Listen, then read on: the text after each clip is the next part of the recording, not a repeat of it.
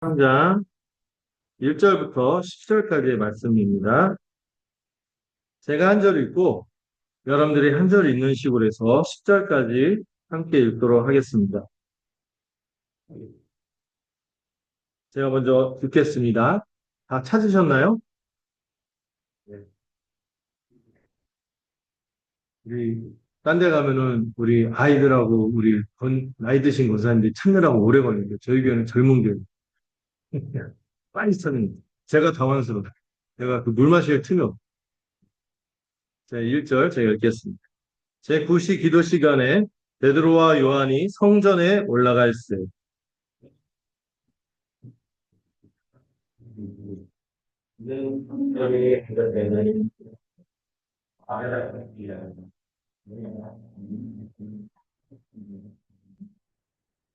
그가 베드로와 요한이 성전에 들어가려 함을 보고 그거라고는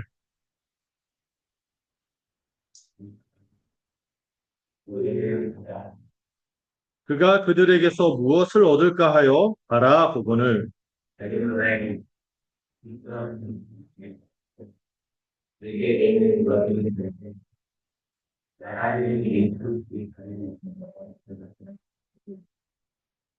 오른손을 잡아 일으키니 발과 발목이 곧 힘을 얻고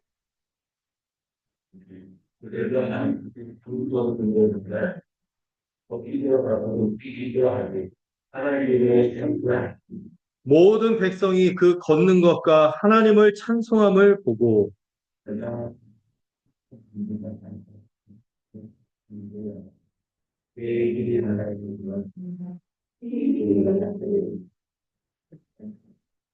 아멘. 예. 오늘 드디어 이제 3장으로 들어가면서 사도행전의 내용 중 2부로 이제 들어갔습니다.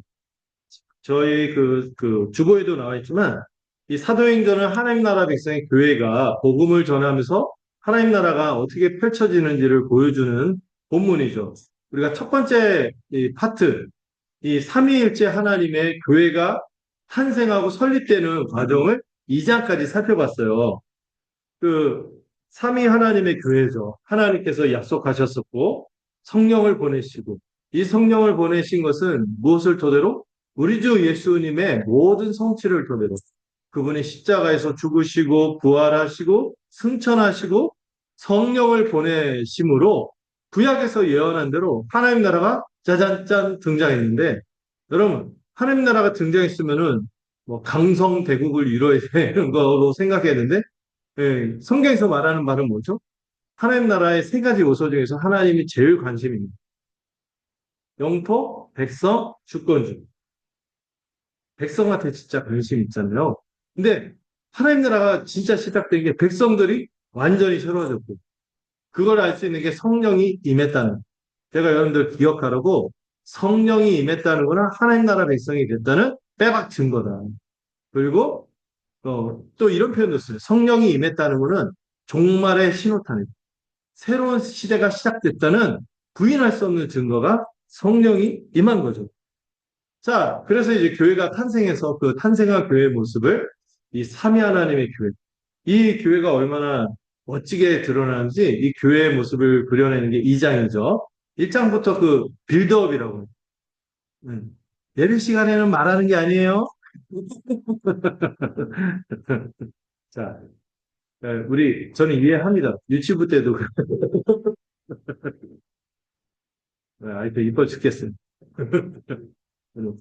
자, 1장 여기 보시면은 1장부터 이 교회가 탄생하기까지 빌드업을 하는 과정이 쭉 나와요. 네, 빌드업을 하는 과정이 쭉 나오는데 이 교회가 탄생하고요. 여러분, 교회로서의 삶이 무엇으로 시작한다고 말씀드렸죠? 교회로서의 삶은 세례로 시작합니다. 세례. 세례를 받는 것은요. 아, 나 이제 여기다가 이제 가입 지원서 썼어. 이게 아니에요. 내가 가입하는 거다. 동아리 들듯이 내가 그 약정 보고, 무슨 회원을 하려면 이렇게 해야 되는구나. 이런 게 아니라는 거죠. 교회가, 아, 이 사람이 거듭났네? 새 생명을 가졌네? 예수 생명이 성령을 받아서 이 사람에게 있네? 이걸 확인하고 입양하는 거죠. 교회가 입양하는 거죠. 교회로 입회하는 거죠. 이 세례로 교회가 시작이 되고, 그러면 이 세례받은 이 하나님의 백성의 삶을 지속하는 네 가지가 뭔지 기억나십니까? 어. 우리는 성례하고 세례, 성찬만 생각하는데 그거보다 더 앞서서 사도의 가르침, 복음을 받아야 돼. 성찬식 할 때 복음 안 전하고 성찬하면 안 돼. 복음을 먼저 받고 그 다음에 떡을 떼고 교제. 떡을 떼는 게 뭐죠? 성찬과 애찬. 밥 먹는 거 중요하다 그랬죠? 그 다음에 교제하는데 코이노니아라고 했어요. 이 교제가 얼마나 풍성한지를 우리가 지난 시간에 봤죠.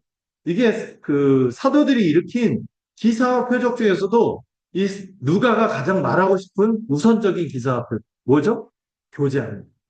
이 코이노니아라는 단어가 물질을 함께 나눈다는 의미도 들어있다는 거예요. 뭐죠? 한 몸, 한 가족이 됐다는 거예요. 그리고 떡을 때뿐만 아니라 기도를 했는데 가장 중요한 것은 뭐니 뭐니 해도 그것을 이 사람들로 살게 한 건 뭘까요? 이 하늘의 비밀을 복음을 들음으로써 그들의 눈이 열리고 마음이 새로워질 때 가능한 겁니다. 그래서 저희 교회 표어잖아요. 말씀으로 그리스도께서 친히 현존하십니다. 말씀을 받아야 돼요. 어떻게든 말씀을 받아야 돼요. 그때 이제 기사와 표적이 나타나는 이 기사와 표적할 때, 이 원더풀, 그 다음 표적은 그 미라클 이렇게 막 얘기하는데, 이게 어떤 놀라운, 어떤 신비한 기적, 초자연적인 어떤 사건, 이거보다 누가가, 물론 그런 것도 있어요. 오늘 나오잖아요. 그런 기사와 표적이 나오거든요. 그런데 그거보다도 누가가, 야, 이게 진짜 기사와 표적이야 하고 제시하고 싶었던 게 뭐였죠? 아까 얘기했듯이 성도의 코인원, 성도의 교제가 끈끈하게 이루는 흠모한 가족으로. 교회 그 자체, 우리가 거룩한 공교회와 성도가 서로 교제하는 법과 우리 사도들이 우리가 믿음의 내용이라고 얘기한 거 있잖아요. 교회는 곧 뭐예요? 성도들이 서로 교제하는 것이거든요. 이것이 일어난 게 가장 성경에서 제시하고 싶은 기사와 표적이에요. 이렇게 사는 사람들이 이 땅에 어디 있는가? 이건 다른 세상의 표식이야. 하면서 이 교제, 성도의 교제가 드러나는 거예요. 한 몸 한 가족으로 살아간 거죠. 그리고 이거 공산주의하고 제가 막 비교했잖아요. 공산주의는 일가의 분배.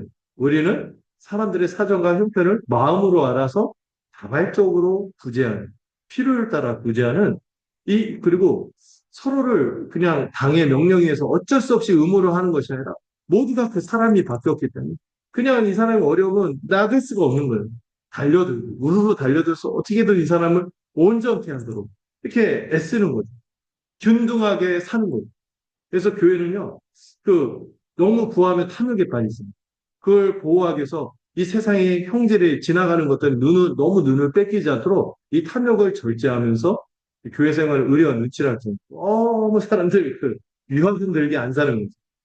사람들을 배려하면서 오히려 자기 것을 나누는 삶으로 가서 높아졌던 마음이 낮아지는 것이고 또 낮아진 들은 어떻습니까? 이 가난한 형편에 있지만 그들의 실제 영적인 위상이 하늘 백성이다. 그 영광을 되찾아서 그 삶의 모양이 교회 안에서 회복이 되는 거예요. 그래서 모두가 균등케 되는 것이 이 교회의 비전입니다. 공산주의하고 비교할 수 없는 비전이죠. 지난주에 얘기하려고 그냥 그런 건데 공산주의자들이 한번 그런 얘기를 했죠.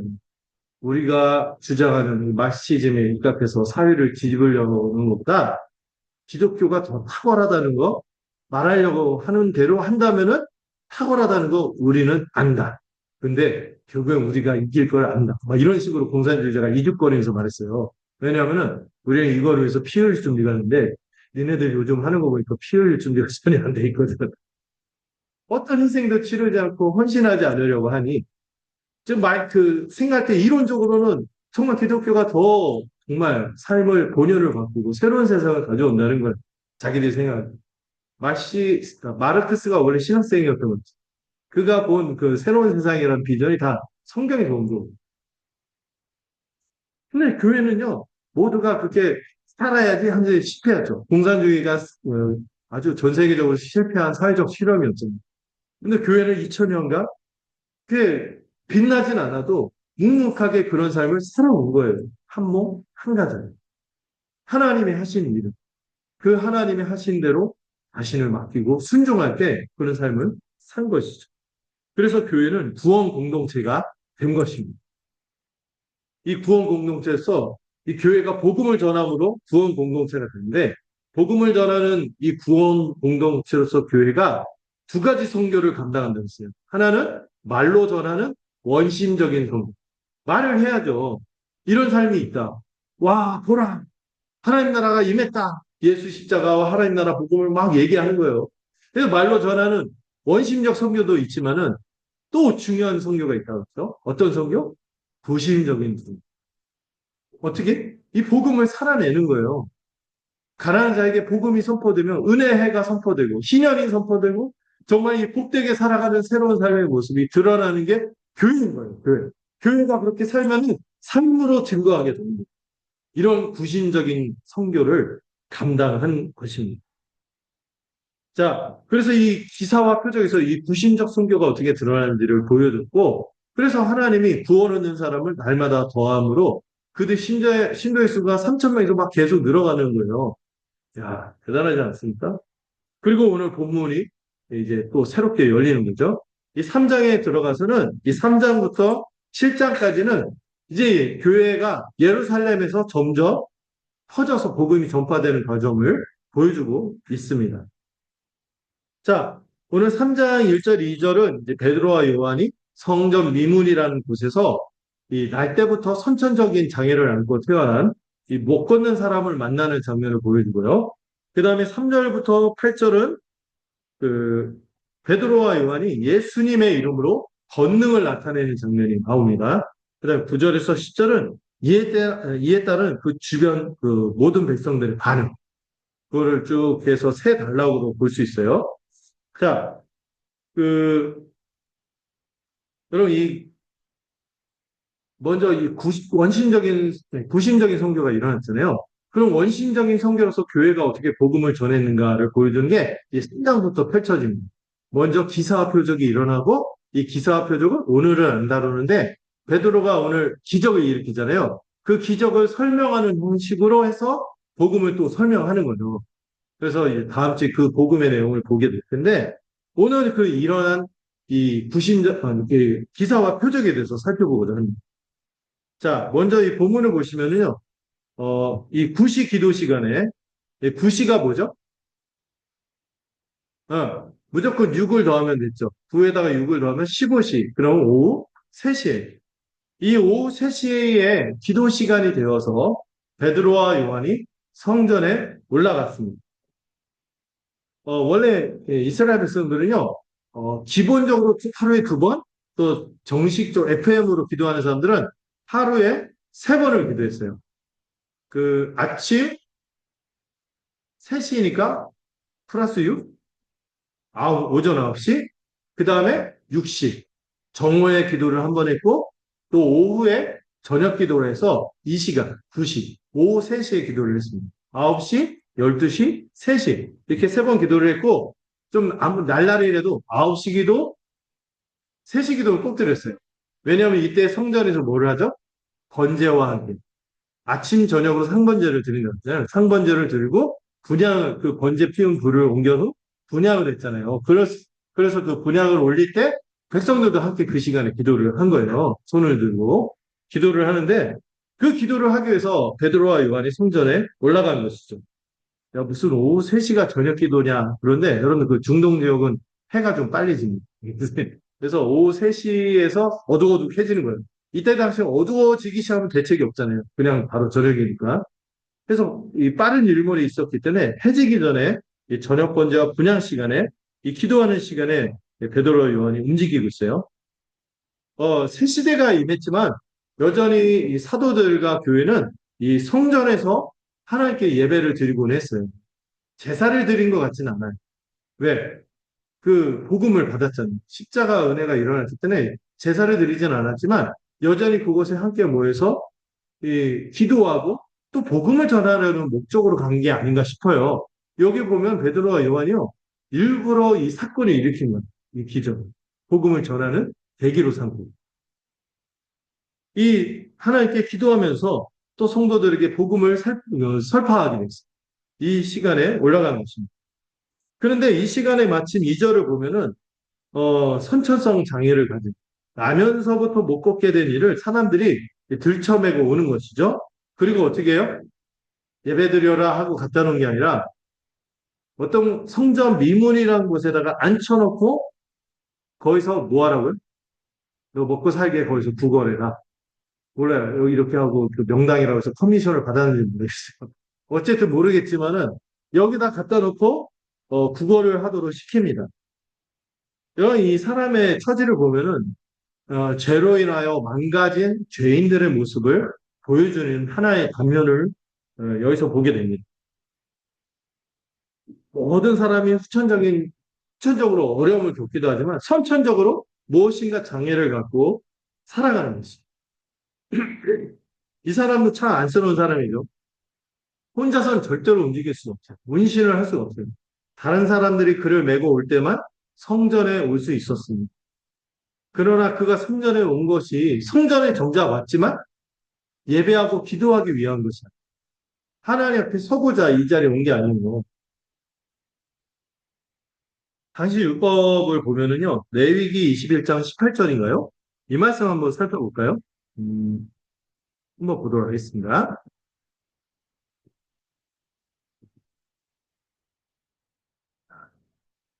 우리가 누가 이거를 도와주는 사람도 생기고 그랬습니다.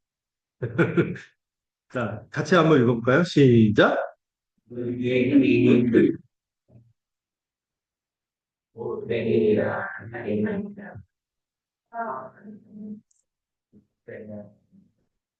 여기 보면은 하나님이 정한 율법 중에 제사장 중에서 제사의식을 거행할 수 있는 사람과 못하는 사람을 분류를 해요. 여기 뒤에 보면은 보자라든지 뭐 이런 사람들이 더 목록이 나옵니다. 그 중에 다리 저는 사람은 제사의식을 거행할 수가 없다. 그리고 이게 좀 후반기에서 좀 강화돼서 그런 사람이 아예 예배의 기회를 차단한 건 아니에요. 예배 성전에 못 들어오게 하거나 그러진 않아요. 근데 성전에 들어가도 별로 그렇게 신경 쓰지 않는 우리 같은 거죠. 이 몸에 장애가 있는 사람은 아마도 성전에 그 재물도 흠없는 것은 허용하지 않았잖아요. 그러니까 이 성전에 들어갈 때 예배하기가 힘들었고 어쩌면 이 사람도요 그 자신의 몸의 형편 때문에 성전에 들어갈 엄두를 못 낼 그런 가능성이 있습니다. 네, 그런 인생인 거예요. 이 사람이 기껏 이 영광스러운 하나님의 임재가 있는 그 성막에 대해서 우리가 배웠잖아요. 이 하늘의 은혜가 그 적용되는 이곳에 들어가서 예배하기 위해 들어가는 것이 아니라 그 사람이 하는 건 뭐예요? 구걸하기 위해서 이 성전에 놓여졌다는 것은 이 비참한 어떤 사람의 일면, 비참한 죄인의 일면을 보여주는 거죠. 그리고 여러분 여기에 왜 갖다 놓냐면은 여기서 있으면 그래도 좀 생계를 위해서 좀 돈이 들어오기도 해요. 왜냐면은 구제하는 거는 구약 율법의 조항이었거든요. 그러니까 성전에 다 사람들이 의뢰 예배를 드리러 가는데 이 사람이 여기에 있어주면은 이 사람이 뭔가 내가 좀 착한 일을 한 게 없어. 또 죄진 거에 있어. 그러면 약간 컴프라치? 재물을 바쳐서 주 옆에 나가는 것도 있지만 왠지 불순종하고 내가 인색한 것 같아. 근데 마침, 거지가 있네? 딱 생색내듯이 낼 수 있는 그런 용도로 여기 앉아 있는 거지. 이 성전에서도 사람들이 잘 보이고 눈에 띄는 곳에 있으면 사람들이 그에게 적선함으로 그 예수님 비판한 거죠. 사람에게 보이려고. 북을 치면서 내가 구제한다 이렇게 알리면서 한다 이렇게 했잖아요. 이걸 막 도와주는 용도처럼 이 사람이 거기 앉아 있는 사람들에게는 이 자기에게 있는 이 경건함과 의를 뽐낼 수 있고 드러낼 수 있는 계기가 되는 거죠. 이 장인에게는요, 이 비참한 처지가 동정과 공일의 대상이 아니라 자기의 생계를 유지하는 수단이기도 하고 또 다른 사람들에게 종교적 선행을 과시할 수 있게 이용되는 수단으로 그렇게 생계를 유지하는 비참한 사람인 거죠. 이 사람에게선 사람으로서 존엄성을 찾기가 어렵고 그저 타의와 동정에 의존하고 생계만을 위해서 살아가는 그러한 비참한 그리고 절망적인 인생의 모습을 여기에 보여주는 것이죠. 그리고 이 사람은 어디에 뒀다고 했죠? 2절에 보니까 날마다 매일같이 이 미문이라는 성전문에 뒀는데 이 미문이 뭐죠? 미문. Beautiful gate. 아름다울 밑자에 문, 아름다운 문이라는 뜻이에요. 선전 중에서도요, 가장 아름다운 그 문으로 여긴 니카노르라는 문이 있어요. 제가 그 사진을 준비해 왔는데, 아마 고증에서 이렇게 이랬을 거다 하고 이게 사진이 나와 있는 게 있어요. 여기 뭐 이게 헤롯 성전입니다. 이게 솔로몬 성전보다 3배 규모의 엄청난 건물이라고 죠 제자들이 이 성전 보고, 우와! 이게, 마치 저희 조카들이 롯데 타워를 보고, 와! 이랬듯이. 그래서 아틀란타가 시골이거든요. 우와! 이랬듯이 제자들이 우와! 이런 것처럼 이 헤롯 성전이 다 대리석이에요, 저는. 거기다 금장하고.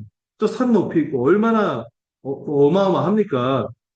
그 중에서도 니카노르 문, 아름다운 문이 바로 제 빨간색 표시되어 있죠. 저기예요, 저기. 이걸 좀 확대하면은 이렇게 생긴 문입니다. 이게, 이 노쇠로 제작이 되었고요. 이 크기가 23m예요. 꽤 큰 문입니다. 아마 기계장치로 문을 열고 닫고 했겠죠?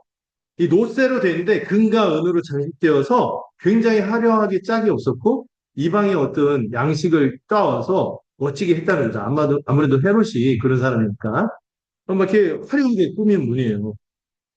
그런데 이렇게 아름다운 문에 여기 보면 아유 거꾸로 했네. 이 사람의 크기가 보이죠. 23m라고 하니까. 저 정도 되는 어마어마한 거기에 아마도 저 문 앞에 계단 어디에서 이게 널브러져 갖고 국어를 하고 있었던 게 이 사람의 처지였죠. 자, 근데 좀 아이러니하지 않습니까? 이 사람의 처지는 굉장히 아이러니한데 그의 비참한 모습과 대조되게 그가 놓여진 것은 가장 성전에서 아름다운 장소에 겉으로는 아름답고 그 안에서는 사람들이 경건하게 막 기도하는 소리가 막 들려오는 거예요. 그러지만 정작 자기는 예배하지도 기도하지도 못한 가운데 삑히 이게 성전 니카노르 미문 그 계단 어귀에서 널브러져 갖고 그냥 구걸하고 한 푼 줍시오. 하나님의 은혜를 저에게 베풀어 주세요. 그래서 막 이렇게 통정을 호소하는 처지의 사람인 것입니다. 너무 대조되는 모습. 음.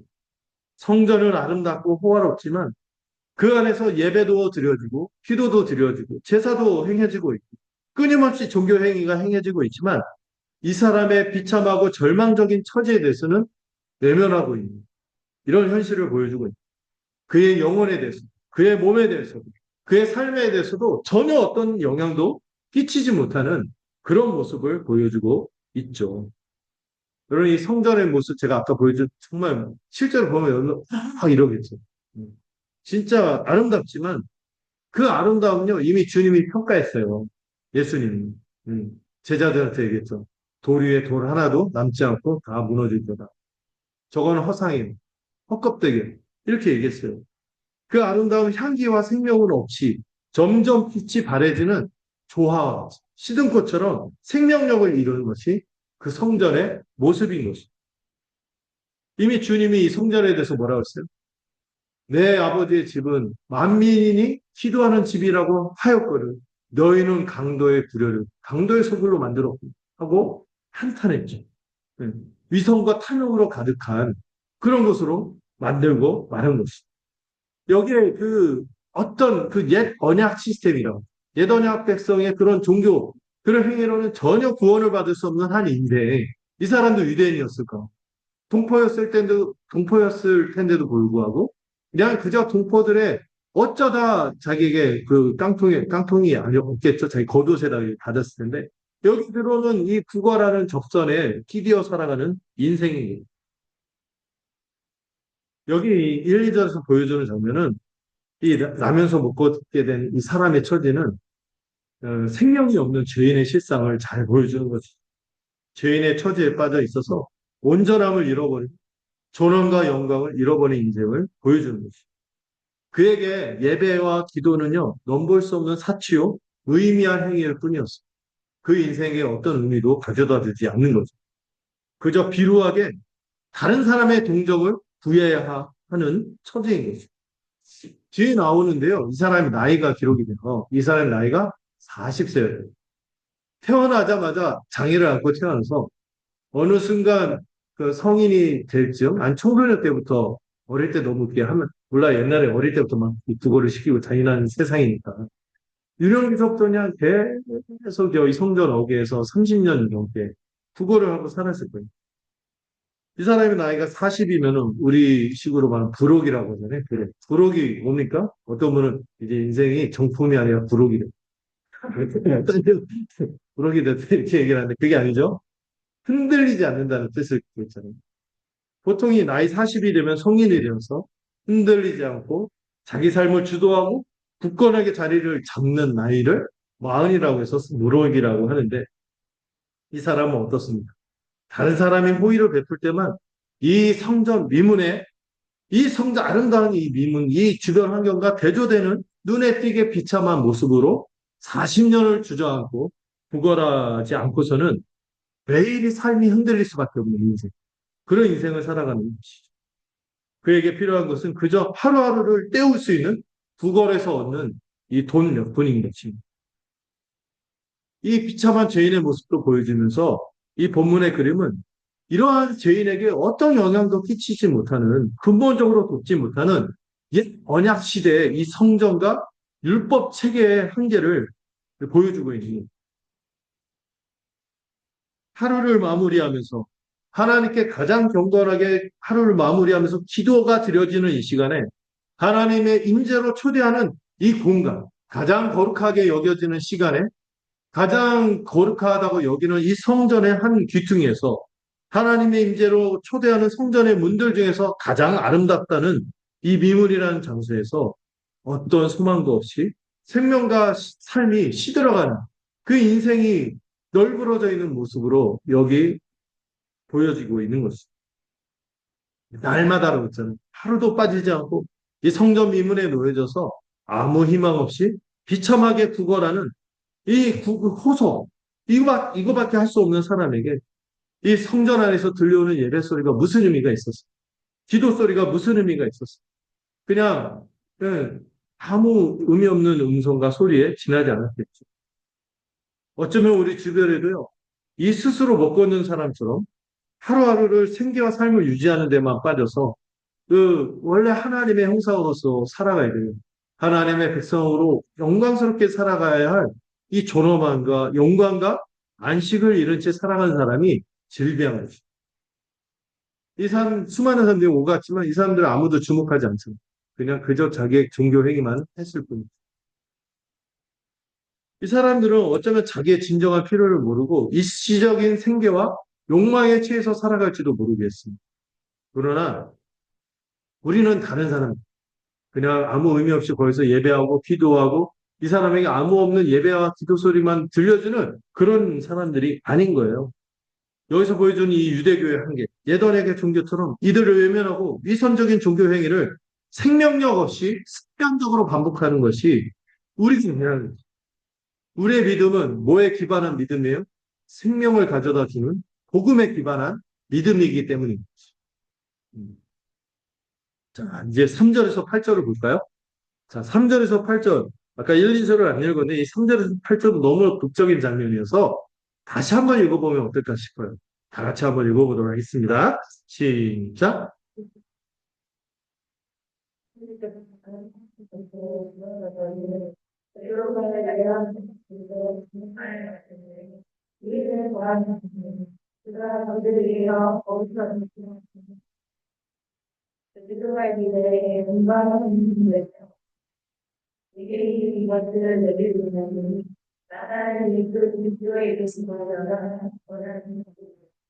오른손을 잡아 일으키니 발과 발목이 곧 힘을 얻고 뛰어 서서 걸으며 그들과 함께 성전으로 들어가면서 걷기도 하고 뛰기도 하며 하나님을 찬송하니.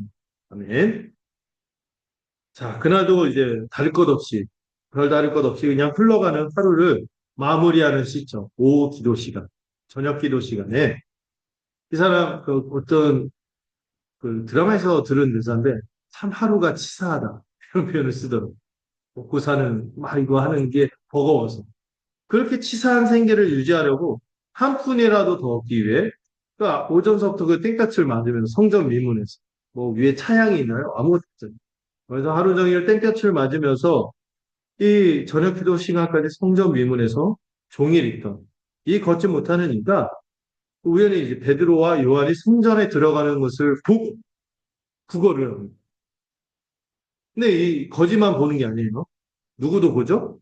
베드로와 요한도 더불어 함께 이 사람을 주목합니다. 이 사람을 주목하면서 또 뭐라고요? 이미 봤는데 우리를 보라 이렇게 얘기해요. 봤는데 또 보래요.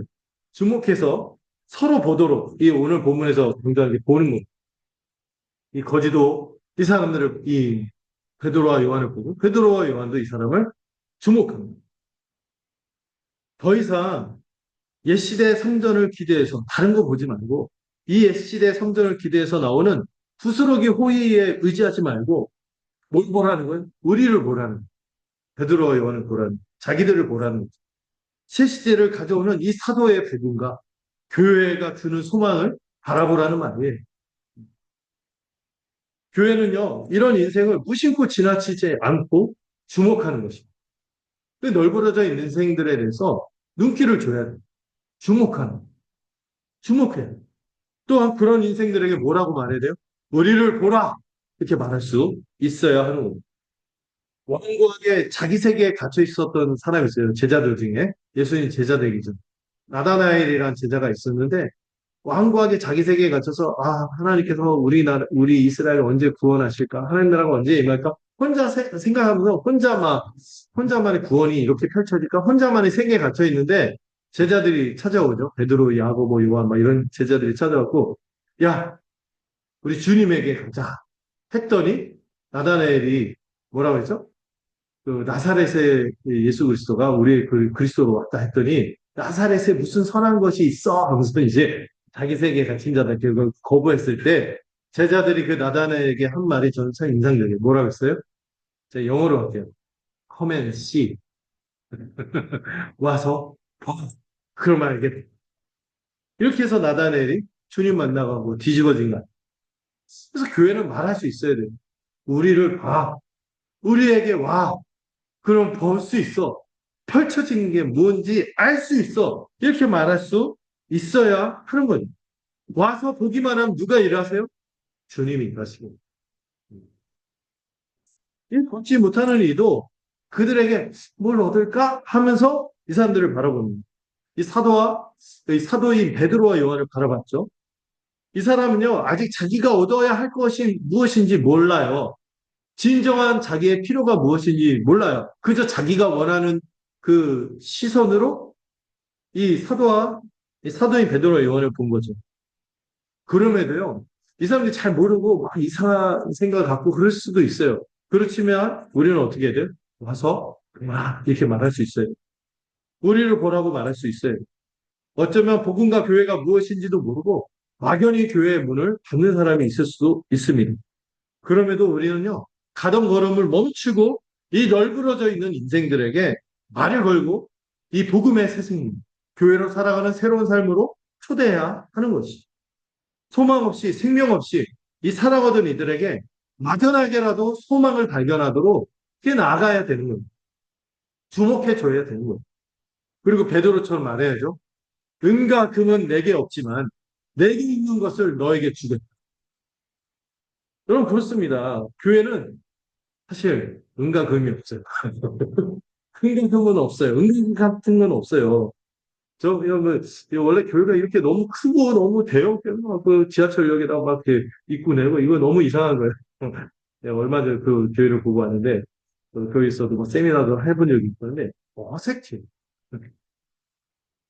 넉넉한 재정, 유력한 사람이나 많은 인원, 자기 건물도 없을 수도 있고, 겉으로 보기에 그럴듯한 조건을 갖고 있지 않을 수 있습니다. 저희 그 성모경 교회 있죠. DLF 산하의 교회들 이렇게 보면은 교회들 다그 고만고만해요. 네, 30명만 돼도 메가처치라고. 저희 교회가 좀 그래도 좀 이렇게 저희 그 성모경 교회 안에서 그 전엔 좀 약간 그랬다 지금 약간 중형교회로 내려왔어요. 대형교회, 대형교회 이렇게 부르다가 중형교회로 내려왔어요. 그렇지만은 여러분 그럴듯한 조건이 없어도 분명히 교회가 갖고 있어야 할 것이 있어야 하는 거죠. 교회는요, 제대로 알아야 돼요. 자기가 세상에 주는 게 은과 금이라고 생각하면 안 돼요. 은과 금을 줄 수도 있겠죠. 근데 무엇을 줘야 하는지를 제대로 알아야 합니다. 세상은 사실 그걸 원하지 않을 수도 있어요. 세상이 미처 바라지 않았지만, 그러나 그들이 알지 못했던 너무나 엄청난 놀라운 보화를 세상에 줄 수 있는 것이.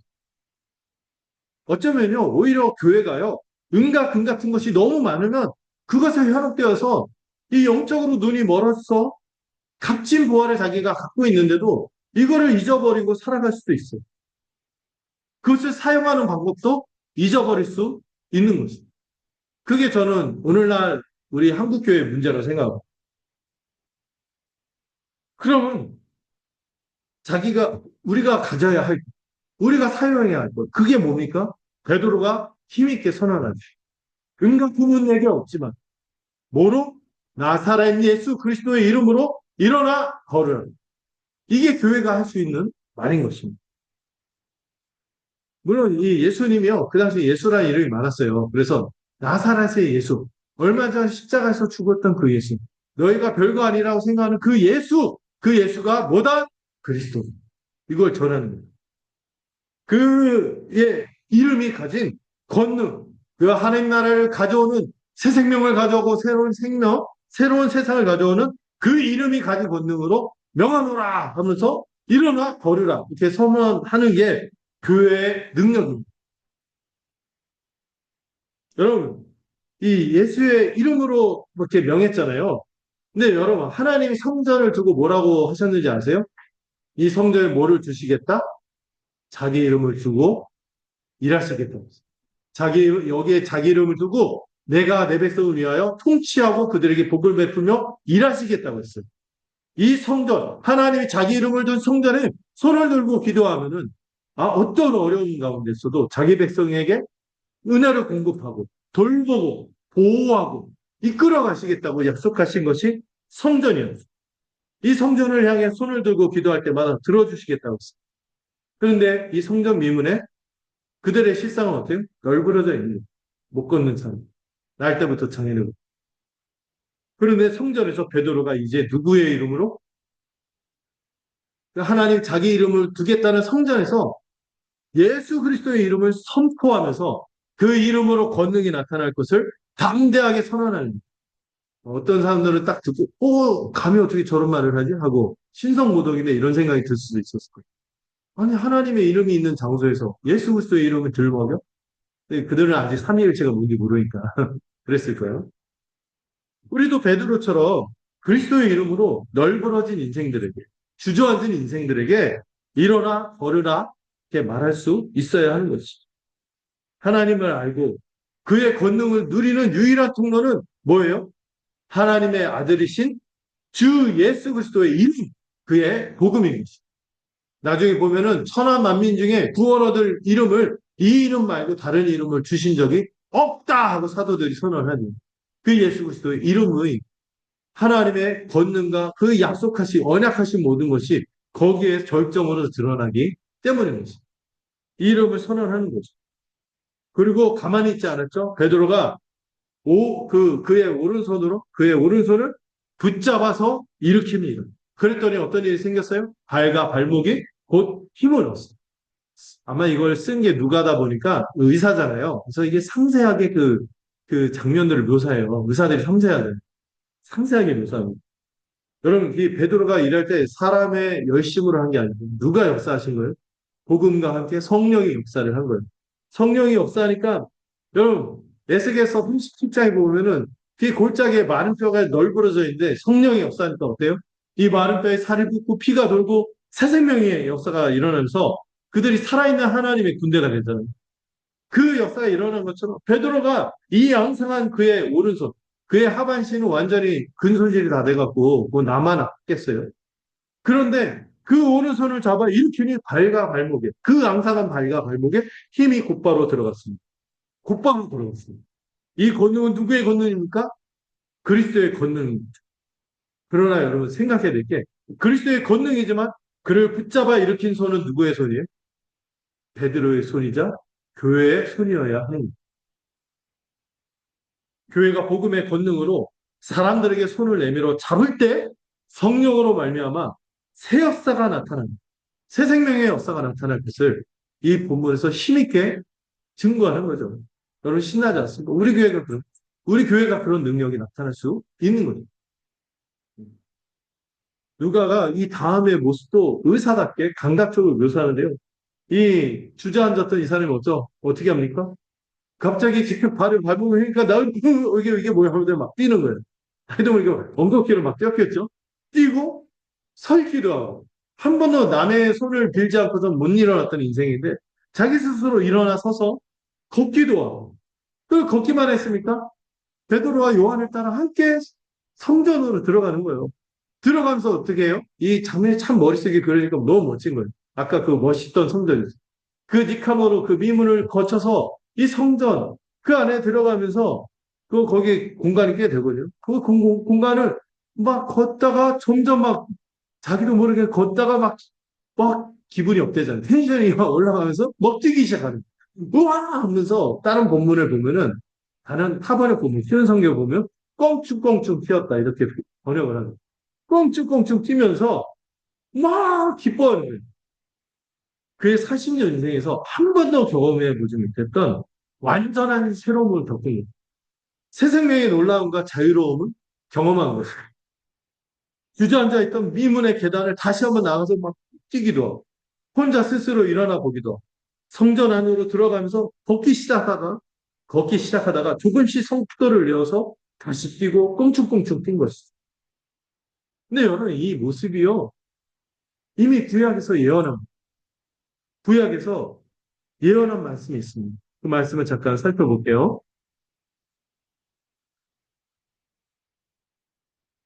이 의리의리한 성전을 이 자, 35장 이사야가 이걸 예언했어요. 이사야서 35장 5절. 한번 읽어볼까요? 시작.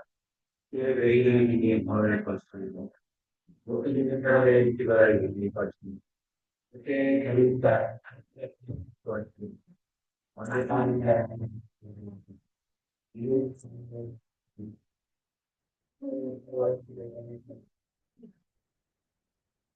이미 예수님을 통해서 나타나는 이 하나님 나라의 회복의 역사, 교회를 통해서 시작되는 이 회복의 역사가 약 4, 500년 전에 이사야라는 선지자에 의해서 이미 예언이 된 거예요. 예수님도 이 말씀 인용하면서 이 말씀이 너희 귀에 응했다 하면서 그 권능을 행했습니다. 근데 교회가 그 바탕을 받아서 같이 그 권능을 행한 거예요. 맹의 눈이 밝아지고 못 듣는 사람의 귀가 열리고 저는 자가 사슴같이 뛸 것입니다. 사슴처럼 훌쩍 여러분 고라니만 맞죠? 사슴도 잘 뛸 것 같아요. 훌쩍 뛰는데 이런 모습을 볼 때 이 사람의 뛰는 모습이 그거를 연상하는 거죠. 이게 다 뭐의 표적이에요? 예수님이 하나님 나라의 왕이시며 그분을 통해서 하나님 나라가 시작이 되었고 그분이 행하시는 이 성령의 권능으로 말미암아 교회도 그런 역사에 동참한다는 거예요. 무엇보다 이 사람은 하나님을 찬송하기 시작했습니다. 여러분, 육신의 회복만 일어나는 것이 아니라 뭐의 회복도 일어나는 거예요? 그의 심령의 회복이 일어나는 거예요. 그의 영혼의 치유를 얻은 것이죠. 여러분 그 40년간 이 성전 미문에 들어가 보지도 않고 한 번도 들어갈 생각도 엄두도 못 내고 여기 널브러져 구걸하던 그 망가진 영혼이 치유를 얻은 거죠. 하나님은 은근짝 원망하지 않았습니다. 자기의 처지를 비관하며 그렇게 하나님에 대해서 그 성전을 그냥 구걸하기 위해서 거기 있지 승계를 위해서 있지 예배드릴 생각을 하지도 않았을 거예요. 근데 그의 입술에서 자연스럽게 하나님을 찬양하는 그 고백이 터지기 시작한 거예요.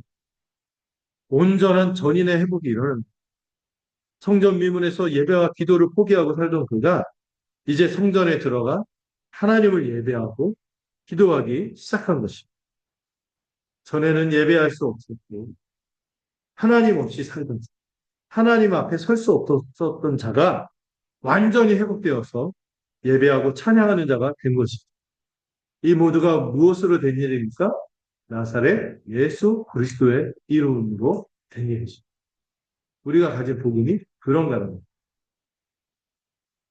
여러분, 이 일찍이 예수님도 이 날 때부터 못 걷는 사람처럼 가버나움이라는 곳에서 중풍병자, 남의 손을 의지하지 않고서는 한 센치, 1cm도 못 움직이던 이 중풍병자를 고치신 일이 있어요. 이 그때 예수님이요, 병자만 고치신 게 아니라 놀라운 선언을 했어요. 병 고친다고 말하는 거하고 죄를 사한다는 말하는 거하고 무엇이 더 쉽겠냐? 더 어렵겠냐? 여러분, 뭐가 더 어려워요? 병 고치는 게 어려운 것 같잖아요.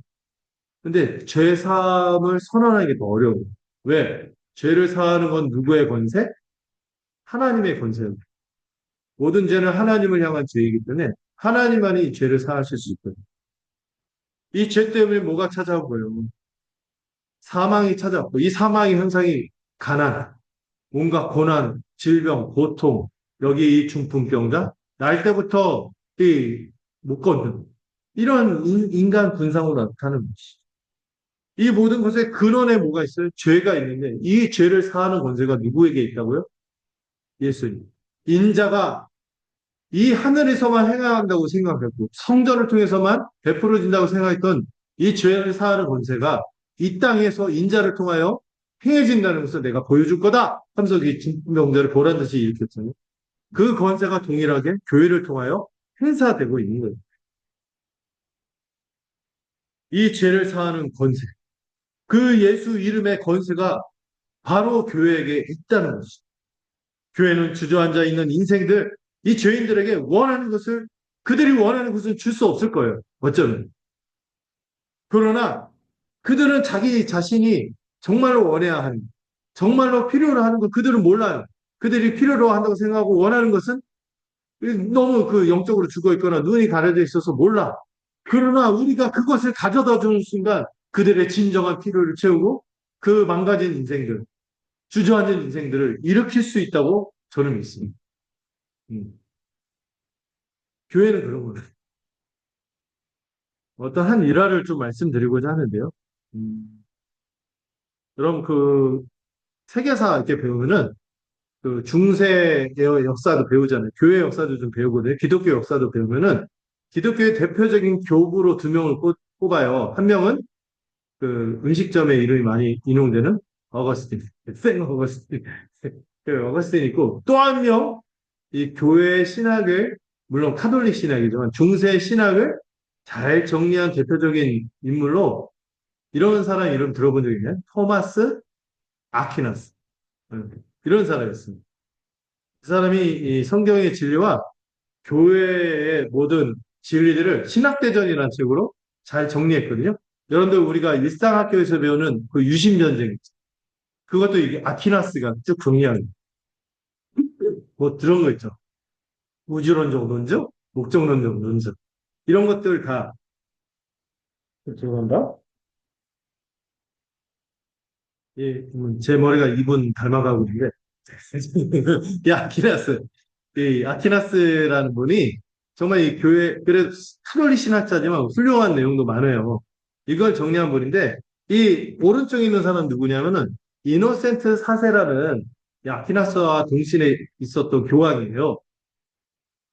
이 두 사람이 대화한 일화가 되게 유명합니다. 이 이노센트 4세 때 이제 십자가 전쟁도 일으키고 막 그렇게 했고 교회가 막 온 세상을 주무르고 있던 그 시대. 그리고 온 세계 각국의 제후와 황제들이 뭘 바치겠어요? 조공을 바치죠. 교회가 모든 왕들의 왕이라. 교황은 왕 중의 왕이었고 그 시대 전 세상을 지배했다고 온 세상을 지배했다고 볼 수 있죠. 온 곳에서 헌금을 보내서 엄청난 액수의 돈이 쌓인 거예요. 그 돈을 막 배수하면서 이 토마스 아퀴나스 신학 교수죠. 이 토마스를 보면서 토마스 하면서 으스대면서 얘기했다. 교회는 이제 은과 금은 내게 없거니와 라고 더 이상 말할 필요가 없어졌어. 이렇게 말했다는 거죠. 근데 이 토마스가 뭐라고 대답할게요? 이분이 한 말이 있네. 믿습니다. 교황이시여. 하지만 교회 역시 이제는 일어나 걸으라고 말할 수 없게 되었군요. 이렇게 이런 대화가 오갔다는. 음. 교회가요. 너무 눈에 보이고 은가고 막 이런 것들에 막 치중하고 이것에 시선이 가 있으면요. 영적인 능력을 잃어버리는 경향들이 좀 있는 거예요. 실제로 1920년대 미국 텍사스에 어떤 성장하던 메리엄 침례교회라는 이 교회가 있었는데 이 교회가 보통 부지가 있어요. 옛날엔 교회 부지가 다 뭐였죠? 저희 교회, 저희 모교회인 원심리교도 백봉산 기도원이라는 공동묘지가 있었어요. 기도원이자 공동묘지. 제가 그 묘지기 일을 해봤잖아요. 네, 아르바이트로 해본 적이 있었는데.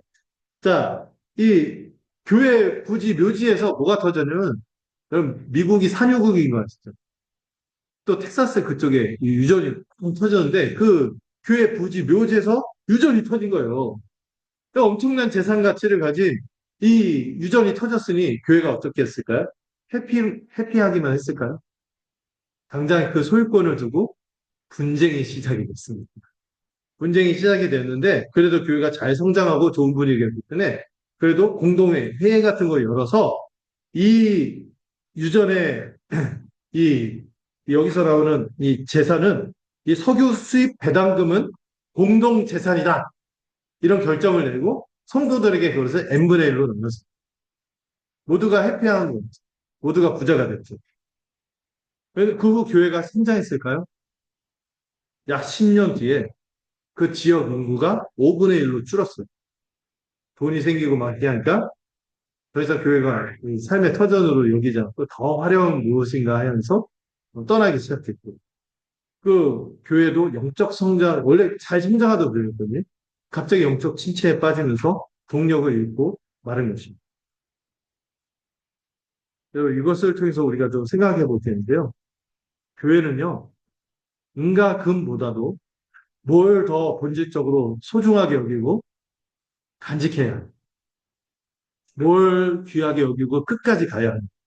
이걸 생각해 보게 되는 거죠. 은과 금이 아니라 뭐를? 예수 그리스도의 이름을 가져야 하는 것이죠. 늘 언제나 복음을 증거하며 새 생명의 역사가 나타나야 하는 것이죠.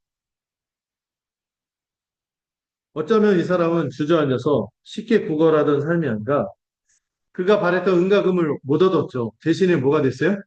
이제 더 이상 구걸할 구실이 없어졌어요. 먹고 살아야 돼. 이제 자기 힘으로. 이런 변화를 받아들여야 돼요. 새로운 변화들을 받아들여야 하는 것이죠. 그러나 여러분들, 이전과 이후의 이 사람의 삶은 다른 거예요. 이제 주어진 새 생명의 은혜로 능력을 얻었고요. 자유함을 얻었고요. 기쁨을 얻었고요. 새로운 삶을 살아내기 위해서 새로운 시도들을 해야 하는 것이죠. 비용 계산을 하고 그 나름도 새로운 삶을 위해서 그 받아들여야 될 것들을 받아들여야 돼요. 또 교회로 살기 시작했어야 했겠죠. 여러분, 이것이 하나님 나라 백성을 살아야 할 본연의 모습이자 존귀한 모습인 것이죠. 우리 교회가 비록 넉넉한 재정, 유력한 사람이 많지 않고 또 많은 인원이 없고 또 자기 건물도 없을지라도 겉으로 보기에 그럴듯한 조건을 갖고 있지 않을 수도 있어요. 그러나 우리 교회는 은과 금이 아니라 뭐를 가진 교회? 예수 그리스도의 이 능력, 은혜가 넘치는 이 복음의 그 은혜, 능력, 그 그리스도의 이름을 지닌 교회가 되기를 바랍니다. 이를 위해서 우리가 모이기를 힘쓰는 거예요. 어떻게든 모여서 같이 말씀을 듣고 함께 은혜를 나누고 우리의 예배와 양육과 또 이 복음을 소중하게 간직한 복음을 전하기 위해서 하는 선교가 주님 안에서 더욱 풍성해질 때 모두가 빠짐없이 이 보화와 같은 예수의 이름과 그 이름의 권능을 누릴 수 있다고 저는 믿습니다. 자, 9절, 10절을 보겠습니다. 9절, 10절 읽어볼까요? 시작.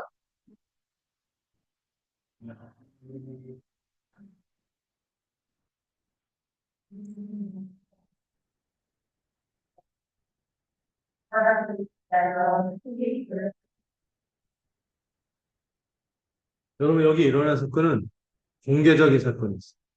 실제 일어난 사건이고, 역사적인 사건이 있어요. 뒤에 보면 이 사람이 나이까지도 소개하거든요. 40살이었던 사람이. 예루살렘에 있는 모든 백성이 알게 된 공개적인 사건이 있어요. 여러분, 예수님의 부활도 역사적인 사건이자 공개적인 사건입니다. 승천도 그랬어. 500의 형제가 부활할 뿐만 아니라 승천할 때 120문도가 성령 강림도 그들이 동일하게 체험했고, 그리고 지금 교회가 이 역사적으로 실제 일어난 복음의 습관을 지금 계속해서 이어가고 있는 것입니다. 그 모든 사람들이요, 이 사람이 본래 성전 미문에 앉아 구걸하던 사람인 줄을 알았어요. 왜냐하면 이 사람 나이가 40세라는 몇 년을 지켜본 거예요. 오가면서. 이 니카노르 문이라는 화려한 그 문 한기퉁에서 구걸하던 사람은 적어도 30 몇 년 이상을 본 이 사람이 이 사람이 걷고 성전에서 하나님을 찬송한 사건은 너무나 충격적이고 인상적인 일이죠. 그래서 10절에 보면은 똑같은 표현을 두 번 쓰죠. 놀라고, 놀랍게 여기며, 놀라니. 그에게 일어난 일로 인해서 심히 놀랍게 여기며 놀랐다고 말해요. 하나님이 그 주저앉은 인생, 어떤 변화가 일어날 거라고 기대하지 않았던 인생에게 이 은혜와 능력이 나타나자 이것을 놀랍게 여기고 하나님을 경외한 거죠. 하나님이 이런 일을 해가셨구나. 깜짝 놀란 거예요. 앞서서 여러분 교회가 탄생하자 이들이 사는 모습을 통해서 유대인들이 어떻게 느꼈어요? 두려워했어요.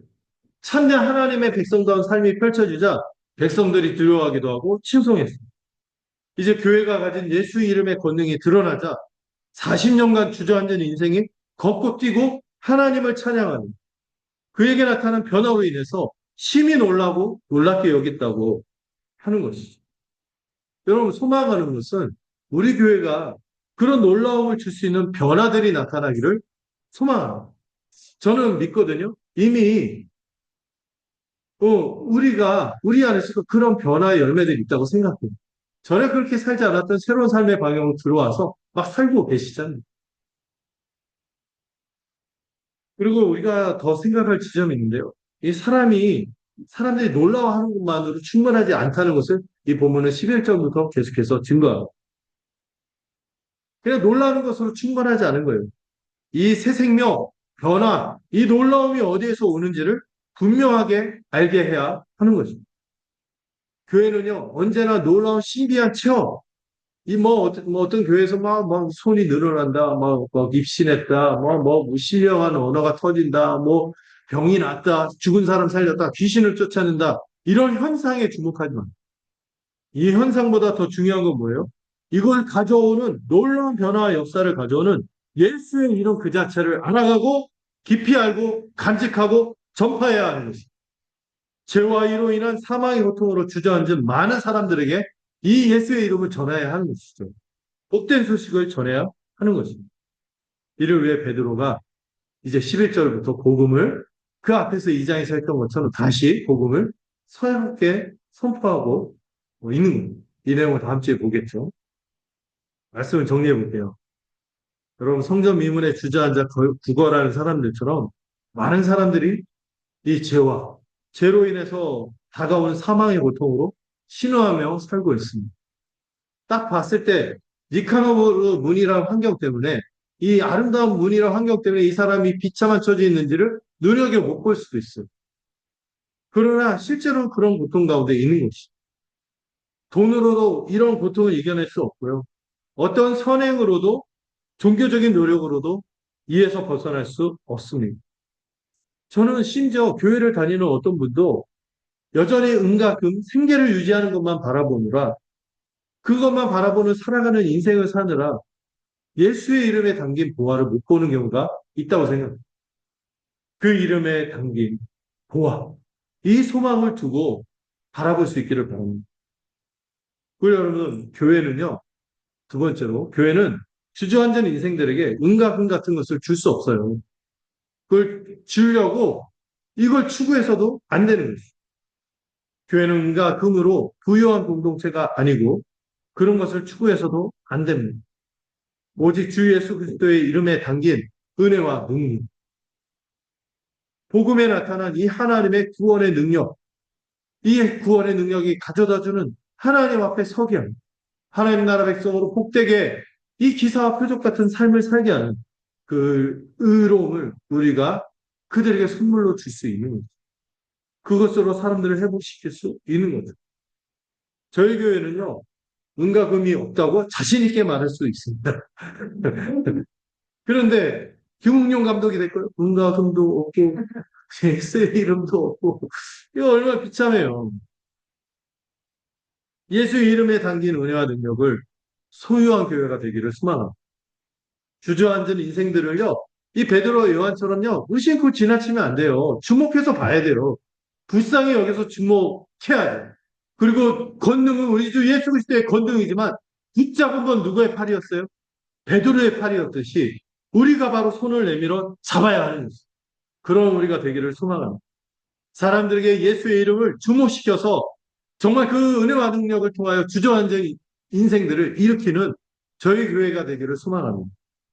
마지막으로 우리 모든 지체들도 복음으로 인한 은혜와 능력으로 이 놀랍게 나타난 이 회복과 변화된 인격과 삶으로 세상에 증거할 수 있는 우리도 주저앉았던 자들이죠. 근데 이 능력으로 일어나서 주님을 찬양하고 주님을 증거하는 그런 인생이 되기를 소망합니다. 또 우리 교회 또한 복음을 제시해서 사람들에게 경외심과 놀라움을 줄 수 있는 교회가 되기를 소망합니다. 저는 우리가 이미 그렇게 되었고 그렇게 되어가고 있다고 믿습니다.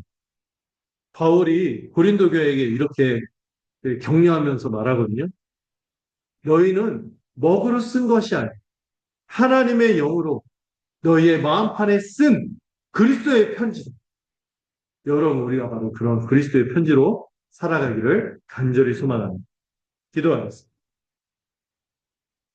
하나님 아버지, 이 세상에 많은 이들이 그럴듯한 환경, 그들의 삶의 단면들을 그냥 얼핏 보면 잘 사는 것 없지만 가장 아름다운 환경에서 오히려 비참하게 살아가는 나면서부터 못 걷던 주저앉은 인생 같은 인생임을 깨닫게 됩니다. 그런 인생들을 주목하여 손을 내밀어 일으킬 수 있는 복음의 능력을 가진 교회가 되도록 저희를 축복하여 주시옵소서. 저희는 비록 은과 금이 없을지 모르나 그 예수 이름에 담긴 보화를 간직하는 교회가 되기를 소망합니다. 또 그런 인생들에게 다가가 예수의 이름에 주목할 수 있는 교회가 되도록 주님 우리에게 함께하여 주시고요. 다른 것으로 세상을 영향을 끼치는 것을 그 예수의 이름의 능력으로 말미암아 세상으로 하여금 이 놀라움과 경외심을 일으키는 그런 교회가 되도록 저희와 함께 하시고 축복하여 주시옵소서. 이를 위하여 복을 힘써 복음의 능력에 모으는 저희 모두가 되도록 들어 주시옵소서. 예수님의 이름으로 기도드렸습니다. 우리 함께 찬송가 472장 함께 부르도록 하겠습니다.